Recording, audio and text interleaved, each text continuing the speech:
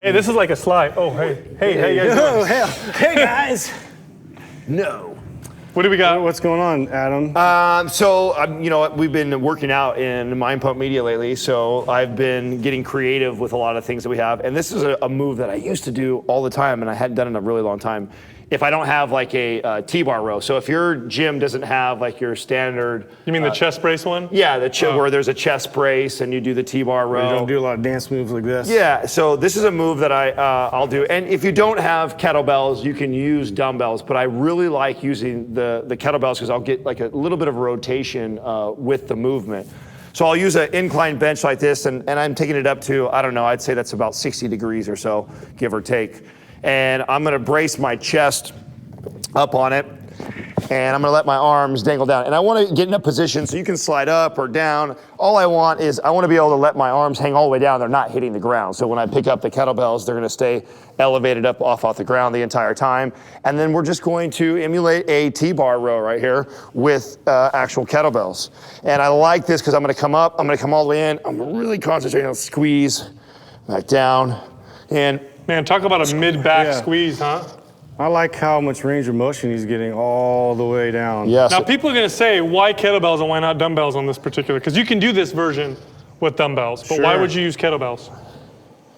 I like it because of the natural rotation that it automatically does. Notice how when I come in, it feels really comfortable to take that rotation, and there's just a different feel with the kettlebells than when you have dumbbells. Here's why I like kettlebells in this. Well, when you come up to the top, go ahead and pull up. Thank you. See how close that is right there? It doesn't hit the bench. Yep. I've tried doing this with dumbbells. You come up and you start banging the bench. Crank it. Yeah, and it just gets in the way. Kettlebells tend to not be in the way. So you end up rotating it a lot earlier, which, you know, naturally you're doing it up a little bit higher like that because that's what the body wants to do. Yeah, exactly. In fact, I don't even really think about it. I'm trying to work on range. Feels better, right? I'm working on range of motion. I'm really trying to stretch the lats all the way out, and then I'm coming all the way in and fully contracting. And you'll notice when you come in to do that, you want to have slight, is it external or internal rotation of the shoulder to get full flexion. So, and otherwise, if you're flared out a little bit like that, you can't quite get. You want to pull the elbows in. Yeah, as soon as you turn those elbows in a tiny bit. So here's like a normal row, right?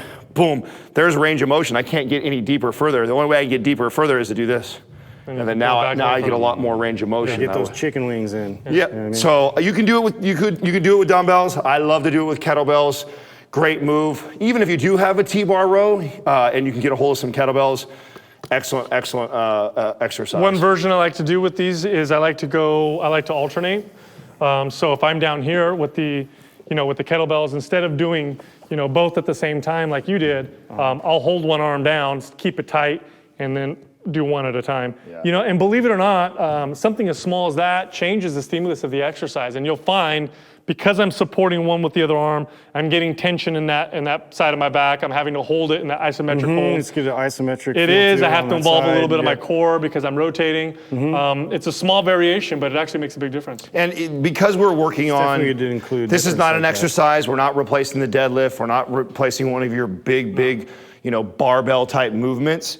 So for me, it's more about range of motion. So I'm gonna choose a weight that I can control through full range of motion versus trying to get the heaviest weight possible. Very good point. We started off, these are actually pretty light for me. I think I worked out the other day with like 40-pound or 50-pound kettlebells. Just get that full squeeze. I could grab some 80s and I could get them up there, but to get them up there, I'm gonna have to compromise the rest of my body in order to do that. This is not a movement where I'm trying to build mass or hit huge numbers with. I'm not gonna get as much carryover as I would from doing a heavy deadlift or a pull-up or a barbell row.